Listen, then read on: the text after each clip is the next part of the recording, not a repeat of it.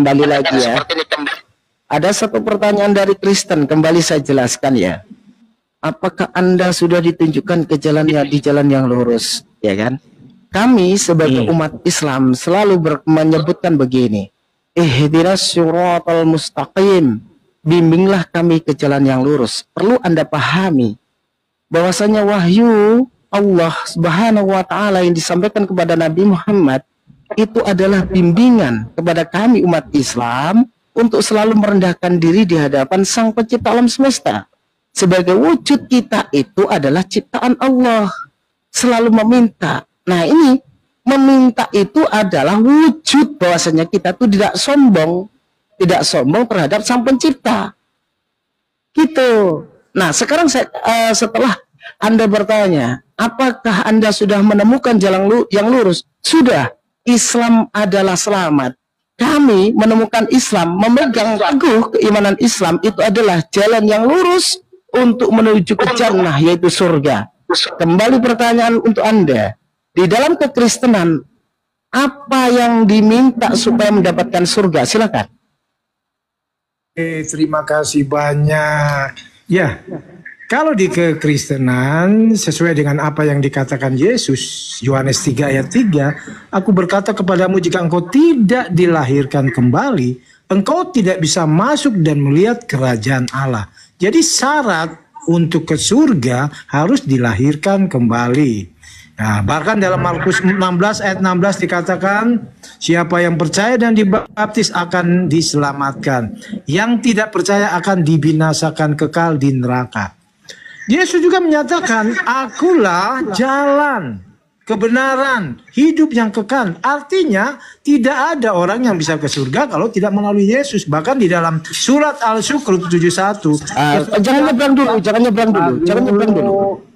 Saya kan belum selesai. Jangan pakai dalil Islam, Pak. Pakai dalilmu aja, Pak. Jangan Quran. Kau ini bos lah. Yo katanya gini loh. Anda pakai dalilmu saja. Kalau bertanya boleh. Sebentar. Anda itu jangan nyebrang dulu menjelaskan. Kalau bertanya boleh, tapi nyebrang penjelasan jangan nyebrang dulu. Saya nggak nyebrang loh. Oke, saya jelaskan ya. Oke, kalau maunya begitu ya. Saya bahas Alkitab, saudara bahas Al-Quran. Setuju? Siap, jangan nyebrang dulu. Nanti kalau masalah nyebrang nanti kita jelaskan iman kita dulu masing-masing. Pertanyaan silakan. Oke. Kemudian di dalam Ibrani 12 ayat 14 ya, dikatakan tidak ada seorang pun yang bisa melihat Tuhan kalau tidak hidup kudus. Ya, jadi orang tidak bisa ke surga kalau tidak hidup kudus. Ya, bagaimana cara kita hidup kudus? Yesus di dalam Yohanes 13 ayat 15, dia katakan, aku telah memberikan teladan yang baik bagimu. Supaya sudah, jangan panjang-panjang, gantian. Seperti apa yang aku perbuat padamu. Sebentar dulu, ini tinggal sedikit. Kepanjangan, bukan gereja. Kepanjangan. Kepanjangan. Berapa menit sih? Sudah menit. Enggak usah banyak, udah kepanjangan. Jadi gini 1 menit kan? Sudah, gue enggak usah kepanjangan. Pokoknya mau main timer. Enggak usah kepanjangan. Sekarang gini. Ya, tentukan berapa menit. Sudah, enggak usah menit-menitan, intinya kamu kepanjangan. Ya, takut. Loh, ketakut gimana? Iya, coba. Kamu tuh kepanjangan, nanti lagi gitu loh maksudnya, nanti lagi disambung. Silakan. Nah, ketika saya menjelaskan bahwasanya, ya kan, kami ditunjukkan jalan lurus dan Anda membawa yang Anda katakan bahwasanya akulah jalan, akulah kebenaran, akulah hidup. Nah, kalau kita melihat akulah jalan, akulah kebenaran, akulah hidup, berarti di sana adalah Yesus cuman jalan yang menuju kepada fokus kepada tujuan. Ada tujuan berarti ada jalan. Nah, saya ingin bertanya kembali, pada saat Anda mengatakan seperti itu, kehendak seperti apa supaya mendapatkan surga? Kehendak seperti apa? Saya tekankan, kehendak seperti apa supaya mendapatkan surga? Itu pertanyaan saya.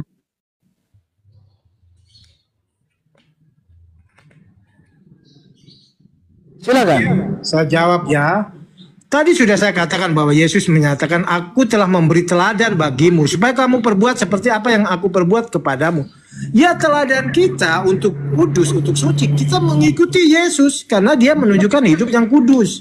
Itulah prototipe ya, contoh manusia yang kita ikutin.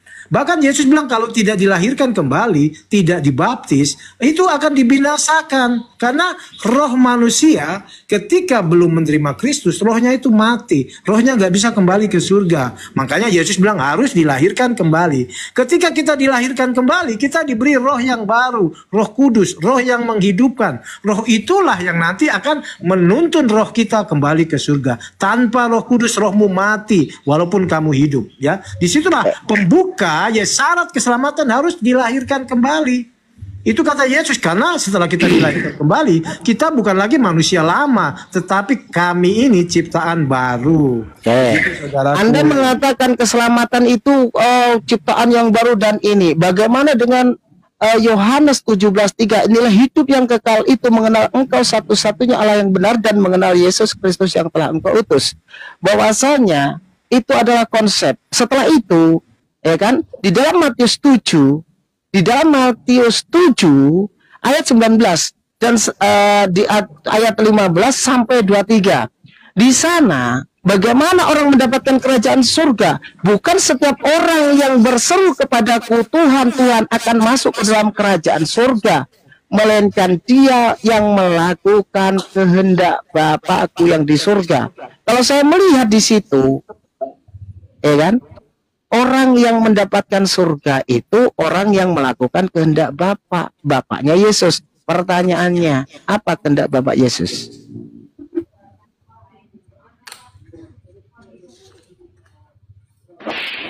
Oi, jangan tenggelam. Oi. Sorry ya, sorry. Oh, kalau ada orang ngomong tuh didengerin dulu lah. Ini. Nah, saya dengar kok. Saya pakai 2 HP ya, saudara-saudara. Dua HP kok tenggelam. Jadi tadi dikatakan 2 HP kok tenggelam. mengenal, saya jawab dulu ya. Mengenal satu-satunya yang engkau utus. Nah, saudara menyatakan Yesus yang diutus. Diulang. Kok dipotong dalilnya? Diulang. Ya, kamu kan tadi bilang Yesus itu mengenal. Ya, diulang dalilnya, masa dipotong sendiri dalilnya? Dalil apa yang kamu tanya Dalil tadi? sendiri Ayat dipotong. bocor. Apa? Bocor, tukang motong ayat. Itu kamu potong dalil kamu sendiri. Dibaca lengkap lah. Ya, nggak apa-apa. Jadi saya jawab singkat aja. Jadi pendapat Jadi kalian dalil itu dipotong nggak apa-apa Yesus dalil itu. ya, nggak, Yesus memang diutus, tapi dia utusan dari surga. Itu yang Ya, dalil itu dipotong nggak apa-apa berarti. dalil yang mana? Lah itu dalil kamu potong sendiri. Dibaca lengkap coba. Ya kamu baca. Saya di luar nih. Saya lagi di luar. Baca kan saja. Aduh, kau mengajari saya sedangkan saya Katanya apa? tadi 2 Kamu nggak apa? device. Gimana ini? Katanya tadi 2 device. Woi. Katanya tadi 2 device. Apa Iya, sih? sama 2 HP. Kenapa Oh, ini ya, Karista ini bocor. tukang tipu-tipu? Lanjut Kang Erwin. Suka banget Kamu tipu-tipu. mengajari saya menjelaskan, dan kamu nggak apa saya hafal. Gimana nih ceritanya? Ya memang Yesus mengatakan ya, akulah jalan dan kebenaran. Artinya jalan kebenaran itu hanya lewat Yesus, nggak ada yang lain. Itu yang pertama ya. Jadi kalau tidak melalui Yesus tidak bisa ke surga. Artinya jalannya nggak benar, nggak lurus ya. Nah, kenapa saya bilang jalan yang lurus? Karena memang Yesus menunjukkan cara hidup yang benar ya. Dia menggenapi seluruh hukum Taurat ya. Dia membawa hukum kasih. Itulah syarat kita untuk ke surga. Kita dilahirkan kembali. Kita harus mengasihi saudara-saudara kita. Karena Yesus bilang begini, ya, dia menyempurnakan hukum Taurat. Dia mengatakan, Aduh, jangan loncat-loncat. benci saudara. Kok Kau loncat-loncat. saya bicara dulu? Ini kalau saya dipotong, nggak konsen saudaraku. Nggak, kamu loncat-loncat ngomongnya. Terus apa yang kalian kan tadi berbicara Alkitab. Kamu tadi kan memotong dalil tuh, Yesus utusan. Kamu sendiri nggak hafal. Coba kamu sebutkan itu dalil. Iya, Yesus utusan. Makanya Yesus bilang begini, catat. Yohanes 12:45. Yesus katakan, barang siapa melihat aku, ia telah melihat dia. Aduh, Ia telah melihat dia yang mengutus aku. loncat-loncat. Saya Konsepnya di mengatakan mana? tadi saya mengatakan satu dalil, terus kamu mengatakan, memang Yesus utusan, satu-satunya utusan. Nah, kamu tak suruh membacakan dalil komplit. Kamu tahu nggak dalilnya itu di mana? Yohanes 17:3 kalau nggak salah. Ya dibacain komplit, jangan kamu potong-potong. Masa kamu bilang potong-potong nggak apa-apa? Gak apa-apa. Terus itu kan sambil ini poinnya. Apa yang Jangan ada tadi? dipotong-potong. Itu dalil kamu sendiri, nggak potong-potong. Di mana kan itu? Ya, Takut ya. yang kalian tanya apa? Ya sudah dibacain dulu supaya kamu lebih jelas hidup yang kekal itu bagaimana gitu loh. Takut ya. Lugu dia, pura-pura lugu, nggak tahu Takut ya. Hidup yang kekal, mereka mengenal Yesus yang engkau. Dipotong lagi, dipotong lagi. Dipotong lagi. Baca Tipu-tipu. komplit. Mau tipu-tipu dia. Mau tipu-tipu dia. Baca komplit. Baca komplit. Saya buka Alkitab. Mau tipu-tipu dia. Kamu bawa ayat berapa tadi? Mau tipu-tipu Ya, dia. Pura-pura Udah dia. kamu baca komplit, jangan dipotong-potong. Masa Iya, dipotong-potong kamu bawa kitab ayatnya sendiri? berapa, Mas Bro? Pura-pura nggak tahu dia. Pura-pura Pura-pura nggak tahu nggak dia. tahu. aja, Gimana? tahu. Mau tipu-tipu dia. Bocor. Inilah Ya, tadi. dia Bocor. yang lainnya tenang aja ya. 1000 pertanyaan kalian itu akan saya jawab. Ya udah baca. Nggak usah. Lanjut Kang Erwin, biar aja sekalian lanjut. Diubah Kang Erwin. Coba. Silakan lanjut. Coba sebutin. Yang kamu potong itu di mana? Kamu bacain. Yohanes berapa tadi? Yohanes 17 ya. Sebentar.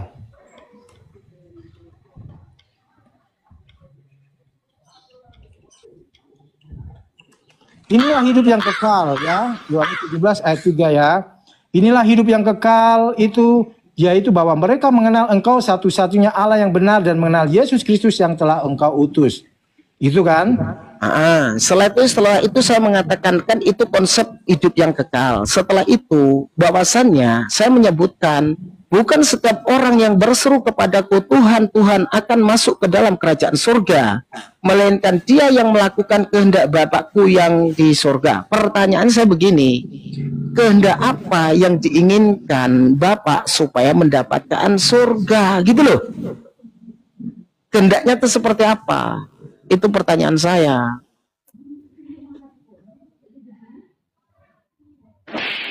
Belaga pilon.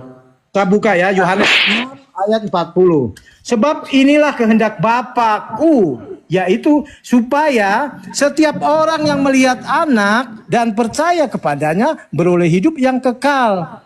Ya, setiap orang yang percaya kepada anak ya, bukan kepada yang lainnya ya. Saya ulangi, sebab inilah kehendak Bapakku, yaitu supaya setiap orang yang melihat anak dan percaya kepadanya beroleh hidup yang kekal, dan supaya aku membangkitkannya pada akhir zaman. Nah, orang yang melihat anak dan percaya kepadanya, yaitu melihat Yesus. Percaya sebagai apa itu? Percaya kepada Yesus, bukan Percaya kepada sebagai Allah apa? SBT.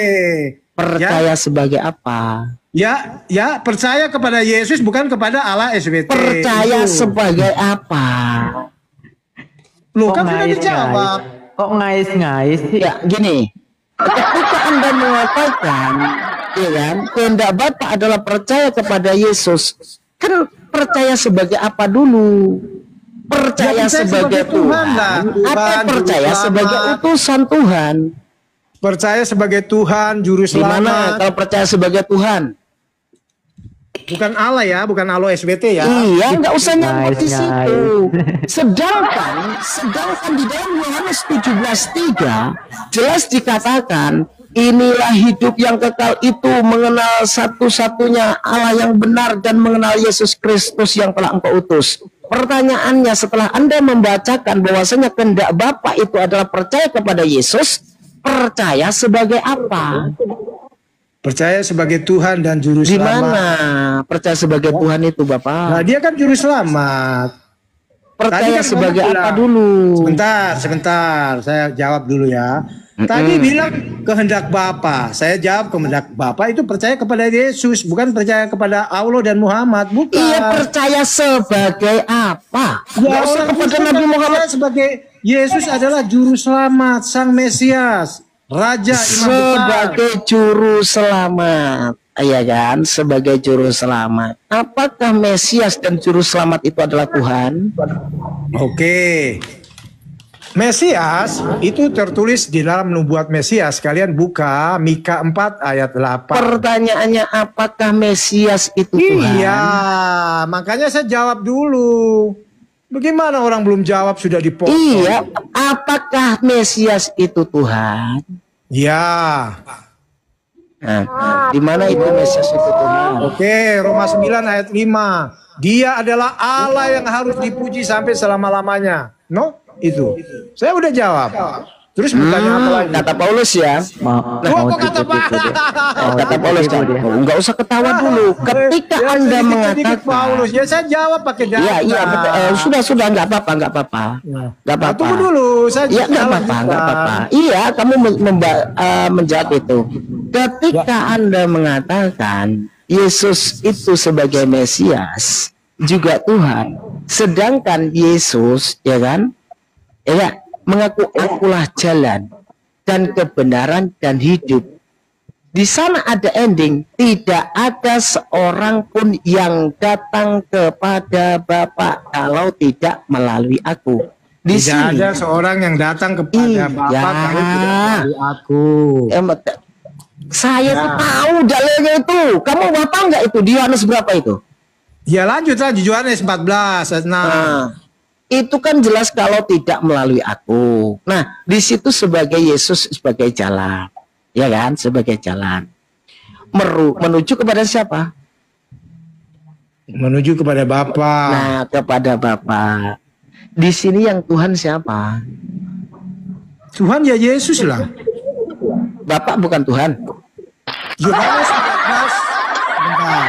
Yohanes 14 ayat 10. Catat baik-baik supaya jadi kalian pinter. Tidak percayakah engkau bahwa aku di dalam Bapa? Udah tahu saya. Abdul, diam dulu Abdul. Panas dia, mulai Tidak panas. Saya kan saya berdiskusi baik-baik kepada Anda. Kenapa Anda memanggil Abdul sedangkan saya namanya Bang Erwin? Oke, Bang Erwin, diam bisa dulu. kan? Saya bilang bisa kalau cuma bilang Tanco itu bisa. Ya. Sekarang saya ngomong ya. Jadi kalau saya ngomong jangan dipotong supaya diskusi itu enak. Ya, kamu bilang maksud kamu bilang Abdul itu maksud kamu apa? Maksud kamu apa? Saya tanya dulu, perjelas. Loh, kamu kan tanya, dia kamu bertanya ngomong sama saya manggil Abdul itu maksud kamu apa? Saya tanya dulu. Ya memang Abdul kan Islam dipanggil apa Abdul. Maksud kamu? Dasar kamu mengatakan saya Abdul itu apa? Ya kan Muslim kan Abdul, Abdullah, Abdul Muthalib. Kamu panggil saya Abdul maksudnya apa? Saya tanya dulu. Maksud kamu apa? Gak ada maksud apa-apa. Itu otak-otakku panggil Dancok, kamu nanti marah pula kan? Lo masa Janco ya? Ya iyalah kan kena kan kau? Ya enggak kalau marah. Suka-suka jelas tertulis di situ Bang Erwin. Kenapa kamu panggil Abdul? Enggak marah saya. Itu ya, jadi baik-baik. Apa saya enggak diskusi marah. itu baik-baik. Ajaran kita gitu. itu bukan kejang-kejang ya saudara. Enggak ada kejang-kejang. Saya enggak ada kejang-kejang. Bahkan saya berani open di hadapan Anda. Oke, diam dulu saya jawab. Di hadapan Anda kok. Mau diskusi enggak? Mau diskusi enggak? Lanjut, lanjut. Oke. Saya berani open di hadapan Anda. Yohanes, tadi kamu katakan akulah jalan. Tidak ada yang bisa ke Bapa kalau tidak melalui aku. Artinya tidak bisa ke Tuhan kalau tidak melalui Yesus. Oke. Jadi kamu melalui siapa coba? Nah, terus kalau kamu melalui siapa? Kalau saya melalui Nabi Muhammad SAW untuk menuju kepada Allah Subhanahu Wa Taala. Di mana datanya? Gini ya, coba saya jelaskan ya. Dalinya. Sebentar dulu, Ya, sebentar dulu, ya kan? Di dalam Islam, ya kan? Semua para nabi itu adalah jalan. Ini Islam ya, semua para nabi itu adalah jalan untuk menuntun kepada Sang Pencipta. Nah, kamu membawa dalil di mana di sini adalah akulah jalan, akulah kebenaran, akulah adalah hidup. Terus kamu mengatakan di 14:10, tidak percayakah engkau bahwa aku di dalam Bapa dan Bapa di dalam aku? Anda mengatakan seperti itu. Padahal di situ apa yang aku katakan kepadamu tidak aku katakan dari diriku sendiri, tetapi Bapa yang diam dalam aku. Berarti siapa yang berkata? Bapa. Berarti ada dua entitas di mana Yesus sebagai orang yang diutus dan Bapa sebagai sumber utamanya. Terus Anda mengatakan Yesus sebagai Tuhan, Bapa posisinya sebagai apa dulu? Udah? Artinya begini, Yesus ngomong Bapa berdiam di dalam aku. Bapa itu adalah roh, ya, nggak kelihatan. Ya, Bapa itu omnipresent, ya, bisa ada di Yesus, bisa ada di langit, bisa ada di mana-mana. Makanya Yesus itu disebut manusia ilahi, ilahi manusia, karena di dalam Dia berdiam seluruh kepenuhan kealahan. Jadi Yesus menyatakan Bapa itu adalah kiasan untuk dirinya. Ya, Yesus menyatakan itu kiasan buat dirinya. Makanya apa Yesus katakan? Apa yang aku katakan bukan aku yang mengatakan, tetapi Bapa Elohim, roh yang berdiam di dalam aku. Nah, sementara Allah SBT nggak punya roh, zat yang maha suci. Nah, bagaimana Allah itu bisa berfirman? Yesus yang menyampaikan. Makanya Yesus katakan, apa sebabnya kamu tidak mengerti bahasaku? Sebab kamu tidak dapat menangkap firmanku. Sebab kamu tidak dapat menangkap firmanku. Sudah. Okay. Anda mengatakan, ya kan, roh yang ada di dalam diri Yesus, semua, ya kan, semua roh itu adalah ciptaan Tuhan. Anda mengatakan Tuhanmu tidak punya roh. Allah Subhanahu wa Ta'ala itu pencipta roh. Pencipta roh. Iya, yang menciptakan roh itu Allah. Jadi semua orang ini memiliki roh dari Allah. Itu. Jadi kalau Anda mengatakan yang berdiam diri di dalam diri Yesus itu adalah roh, sebenarnya kan roh ciptaan Bapa itu, roh ciptaan Tuhan. Jadi di sana saya katakan, di sana ada dua entitas. Yesus itu bukanlah Tuhan. Yesus itu utusannya Bapa. Jelas kok dikatakan. Di dalam Yohanes 17:3 kan Anda sudah baca sendiri. Di mana di situ yang Tuhan, di mana di situ yang utusan. Bila Anda mengatakan Bapa dan aku adalah satu, ya kan? Yesus tidak akan bisa berbuat apa-apa tanpa kehendak dari kehendaknya dari kehendak sendiri, tapi Bapaklah yang telah mengutus aku. Jelas. Berarti yang Tuhan siapa? Yang Tuhan apakah Yesus? Coba. Oke, jadi dari tadi sudah saya kasih tahu Yohanes 12:45. Yesus katakan begini, barang siapa melihat aku, ia telah melihat Dia yang mengutus aku. Jadi melihat Yesus itu melihat Bapa. Makanya Yesus katakan begini, Bapa, aku telah mempermuliakan namamu. Namamu yang kau berikan kepadaku. Jadi nama Yesus itu adalah nama Bapa itu ketika datang sebagai manusia. Coba dibaca selanjutnya, Pak, dalilnya. Dibaca selanjutnya. Nah, sekarang pertanyaannya. Yesus ngomong barang siapa melihat aku, ia telah melihat Dia yang mengutus aku. Melihat Yesus melihat siapa? Di situ ajarannya, Pak. Melihat Di situ Yesus melihat siapa? Ucapan Yesus Yohanes 12:45. Melihat ajaran Bapak lah di situ. Oh, melihat. Loh, kenapa?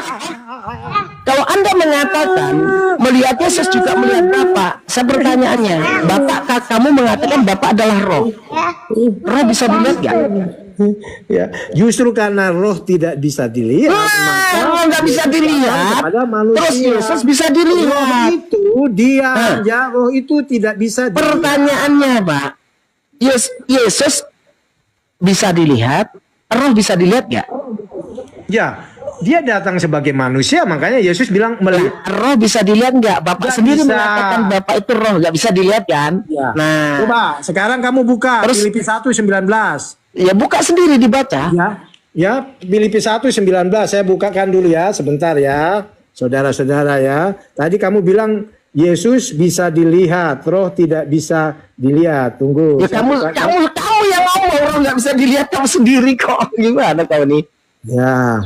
Berarti Yesus bisa dilihat nggak menurut kamu? Ya bisa dilihat lah manusia kok. Oh. Berarti yang tidak dilihat lihat. Ya, oke, saya bacakan ya.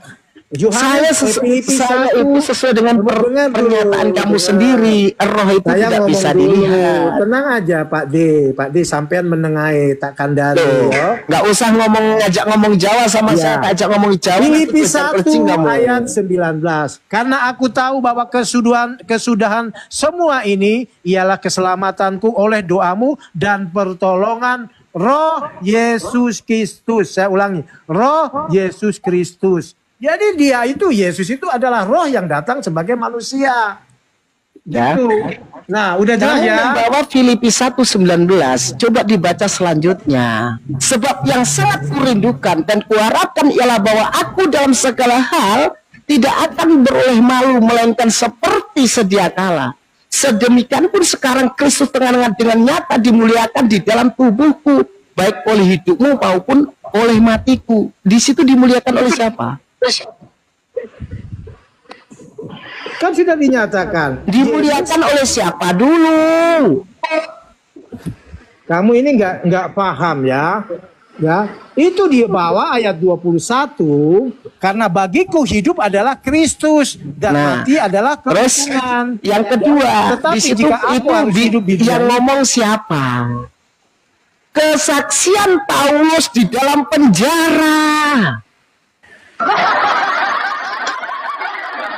Kasihan. Kesaksian Paulus di dalam penjara.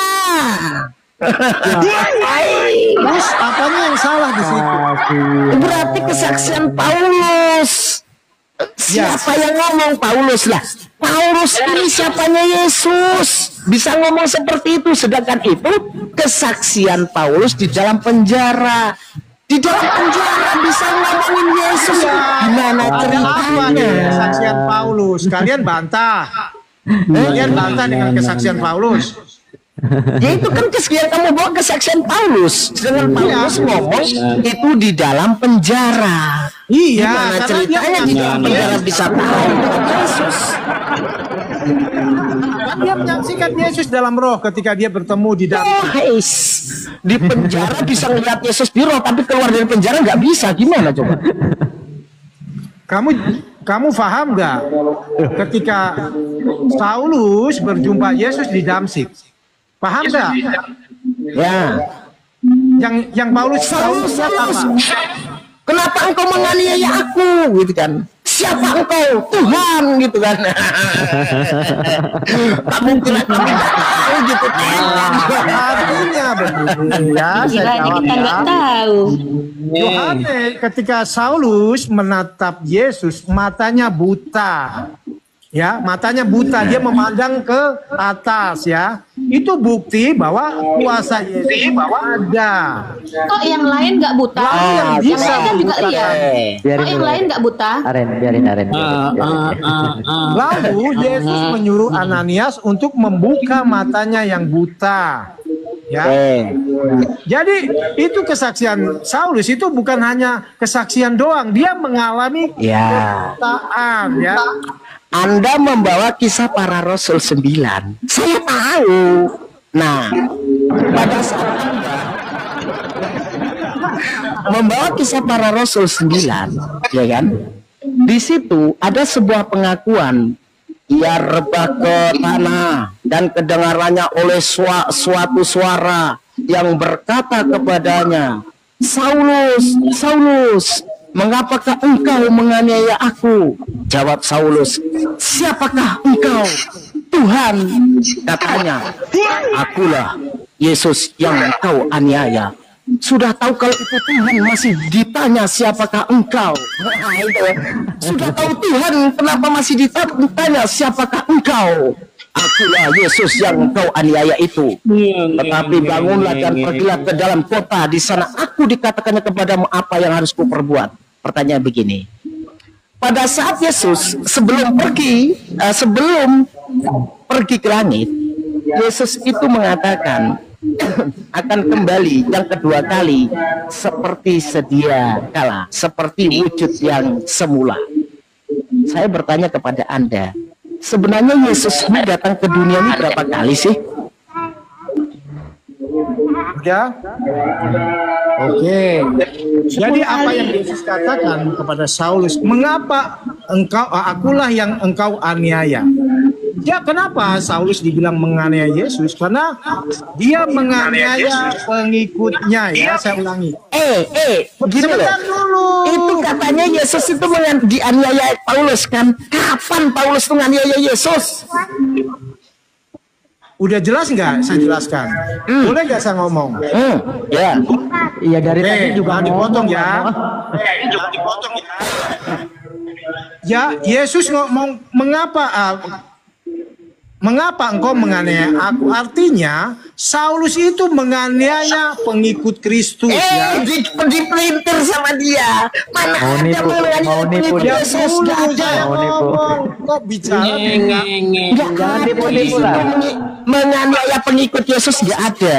Saulus, mengapakah engkau menganiaya aku? Nggak ada menganiaya pengikutku, nggak ada. Nggak ada. Pendusta.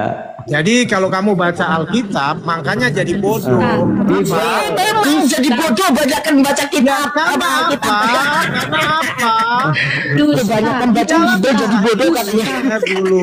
Di dalam kisah itu, Yesus itu sudah menyatakan menganiaya orang Kristen. Saulus ini menganiaya pengikut Kristus. Ya. Coba dibaca lagi, Bang. Coba dibaca lagi. Kamu diam dulu, saya Coba bicara. dibaca lagi. Coba dibaca ulang.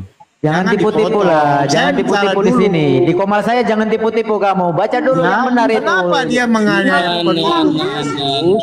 Nanti setelah dia ketemu Yesus, baru dia percaya, ya.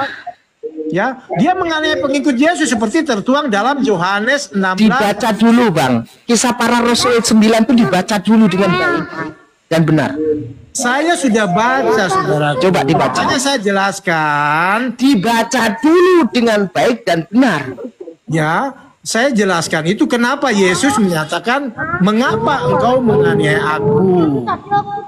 Kenapa disebut Pak Saulus menganiaya Yesus? Karena dia menganiaya pengikutnya Yesus. Di mana keterangannya mengenai anak buah Jadi pengikut Saulus Yesus? Di itu mana? sama dengan telur asin, ya. Aduh, telur asin. Ya. Asin apa nih? Tahu nggak telur Apa nih telur asin? Telur asin adalah telonis. Saulus itu telonis, ya. Jadi gini loh, Bang Bocor ya, kita inginnya itu dibacakan dulu aslinya, jangan ditafsirkan. Padahal di situ jelas tertulis ya, Saulus, mengapakah engkau menganiaya aku? Di nomor 5-nya, jawab Saulus, siapakah engkau? Tuhan, katanya, akulah Yesus yang engkau aniaya itu. Nah, jadi Anda mengatakan di situ Saulus itu yang menganiaya pengikut Yesus, murid-murid Yesus. Tidak ada satupun tulisan seperti itu loh, Bang. Oke. Anda dapat penafsiran dari mana gitu Saya loh? jawab ya. Ya, supaya mulutmu ditutup, supaya dengar saya jelaskan. Jadi Saulus itu nama ketika dia belum bertobat. Dia itu menganiaya jemaatnya, pengikutnya Kristus. Dia tidak percaya bahwa kenapa dia menganiaya pengikut Yesus? Karena dia menganggap mereka. Aku di situ siapa sih, Bang, sebenarnya? Sebentar Aku dulu. di situ siapa? Saya Nggak, jelaskan. aku di situ siapa? Anda jangan tipu-tipu. Aku di Mau situ siapa? pendusta, jangan tipu-tipu lah. Jangan tipu-tipu di sini. Mau dusta, jangan nipu-nipu lah. Nah, Bocor Aku di situ siapa? Ditonton 200 ini, Nah, ditonton 200 kalau lebih. Anda mengatakan aku di situ adalah Yesus, kenapa Anda mengatakan itu adalah murid-murid Yesus? Nah, terus yang dianiaya Saulus siapa?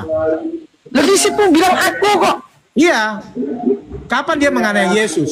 Ya berarti memang itu tipu-tipu. Kalau Anda mengatakan kapan Saulus menganiaya Yesus, kalian apa mana Anda bertanya sendiri gimana orang ini? Terus Selama ini yang Saulus lakukan terhadap pengikut Kristus apa? nah, gini Bang. Ya, Coba coba ya. jelaskan, kamu jelaskan dulu. Ah, Saya pengen tahu. iya, saya ngomong, kau diam.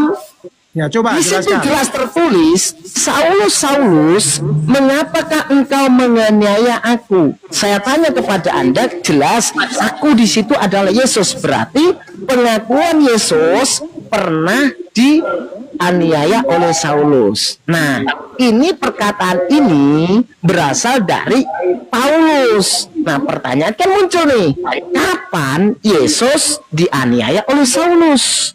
Sedangkan Paulus itu tidak pernah bertemu dengan Yesus. Nah, kamu mengatakan yang dianiaya adalah murid-murid Yesus. Tapi Paulus mengatakan di situ Yesus. Itu yang nipu siapa, Bang? Yang nipu siapa? Kamu udah baca datang Alkitab di belum? kebetulan. Hah? Udah baca Alkitab belum? Loh, Dari tadi saya sebut Kenapa? tahu orang ini. udah bocor dia, bocor halus memang, bocor halus ini. Bocor. Sedangkan kamu suruh baca, suruh ngomong ya. Saya sebutkan ya. Di situ kisah para rasul 9 itu perikopnya adalah Saulus bertobat. Benar apa salah? Benar apa salah? Woi, Tobat karena apa? Nggak tahu lagi. Nah itu kan di situ, namanya ngarang. di situ perikopnya kan Saulus bertobat. Ya kan? Ya Saulus bertobat karena apa? Coba. Ya, sebentar dulu. Nah, Ya, di dalam silakan kamu pengakuan jawab. itu Saulus, mengapakah engkau menganiaya aku? Aku di situ adalah Yesus. Nah, Ya. sedangkan Yesus itu tidak pernah bertemu dengan Paulus. Muncullah pertanyaan, kapan Saulus ini menganiaya Yesus? Ternyata tidak pernah. Terus kamu mengatakan itu yang dianiaya adalah murid-murid Yesus. Kalau memang murid-murid Yesus, kenapa Paulus mengatakan di sini bertemu dengan pengakuan Yesus adalah aku, sebagai di situ adalah Yesus? Mau tipu-tipu? Nah, udah. Oke, bocor. jelaskan Selamat ya. datang di kebetulan. Ya, tadi kamu bilang mengapa secara langsung memang Paulus tidak menganiaya Yesus. Tetapi yang dia aniaya adalah pengikut Kristus. Dia menyatakan mereka pengikut Kristus menyembah manusia. Makanya dia aniaya, dia kejar. Itulah yang menyebabkan Saulus itu menganiaya pengikut Yesus. Jadi Yesus bilang menganiaya pengikut Yesus itu sama dengan menganiaya Yesus. Begitu. Itu penafsirannya di mana, Bang? Penafsirannya di mana itu? Makanya dia itu bertobat. Dia yang tadinya menganiaya pengikut Yesus setelah mengenal Yesus, dia tidak lagi menganiaya pengikut Yesus. Begitu. Itu penafsirannya tertulis di mana, Bang? Penafsirannya? Ya kamu katanya baca Alkitab, ya kamu carilah. Aduh, penafsirannya suruh nyari sendiri. Ya, bukan penafsiran. Saya gini, Bang. Kamu kan orang Kristen nih. Saya pengen tahu nih. Penafsiran di situ yang dikatakan yang dianiaya adalah murid-murid Yesus itu bisa dapat dari mana gitu loh. Saya pengen tahu nih. Penafsiran yang Anda jelaskan tuh saya pengen tahu nih dapatnya dari mana. Janganlah Kamu lihat ngarang-ngarang, janganlah kehidupan Saulus ngarang-ngarang. bagaimana. Nah, saya akan bertanya ringkes nih. Kamu dapat penafsiran tentang Yohanes tentang kisah para rasul 9 di pasal 4 ini itu dapat penafsiran tertulis di mana supaya kita juga dapat wawasan. Jangan kamu ngarang-ngarang. Gak ada tertulis kamu Ya pakai kamu penjelasan saja di sini. nggak ngerti. Iya, saya pengen tahu itu tertulis di mana penjelasan Coba kamu tanya itu. dulu sebentar ya. Kamu diam. Saulus bertobat karena apa coba? Saya tuh pengen tahu Ya, kamu nggak menjelaskan tahu, bahwasanya nggak itu tahu. pengikut Yesus yang dianiaya itu tertulis di mana, nggak tahu Ten? kenapa Saulus bertobat? Karena apa? Kok malah bertanya, ditanya penafsirannya dapat dari mana, kok malah bertanya Tadi kamu info? bilang. Ada orang. Ya, Yesus kan bilang, mengapa engkau menganiaya aku? Mengenai aku. Ya, Terus tahu. kamu menafsirkan Ya, itu sekarang saya bukan murid menafsirkan. Yesus. Itu Selama- tertulis di mana? Selama ini Saulus hidupnya bagaimana dengan pengikut Saya Kristus? bertanya, kamu menafsirkan aku di situ adalah murid-murid Yesus, itu dapat penafsiran tertulis di mana? Saya pengen tahu. Iya, menganiaya Yesus kan menganiaya pengikut Yesus. Iya, menganiaya itu Yesus. tertulis di mana penafsiran kamu itu loh? Aduh. Kamu pengen tahu? Kamu lihat di Aceh melarang ibadah. Yesus keluar. Nangis dia, nggak bisa jawab, nangis dia. Kok nangis? Ini kemana-mana jawabannya Carlos. nangis kok ini. Iya. Nangis dia Pak Ustaz. Gak bisa kabur jawab, dia. nangis dia. Nah, kabur dia. Masih Nangis kau dia. mau datang besok. Nggak Masih mampu kau mau jawab. datang Ya, besok. kabur. Nangis dia.